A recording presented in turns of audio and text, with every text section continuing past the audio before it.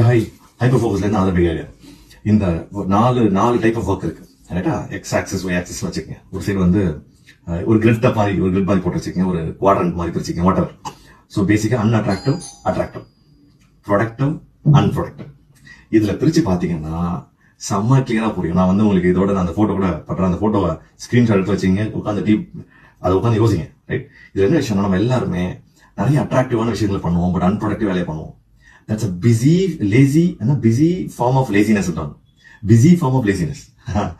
நம்ம ஆனா இந்த டாப் 5% பீப்புள் எல்லாமே யாருன்னா அன்அட்ராக்டிவோ அட்ராக்டிவோ ஆனா ப்ரொடக்டிவான வேலையை பண்ணுவோம்.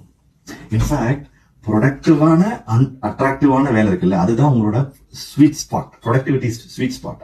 பிடிச்ச பெரிய ஆளுங்க எல்லாருமே பிடிச்சமான வேலையை, முக்கியமான வேலையை பிடிச்சி பண்ணுவாங்க ரைட்டா.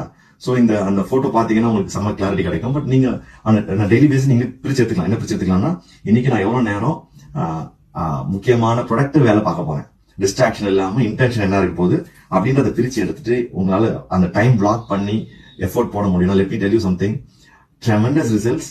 நமக்கு இவ்வளவு பொட்டன்ஷியல் இருக்கான்னு உங்களுக்கே புரியுற லெவலுக்கு you can get results right. Always bye, take care.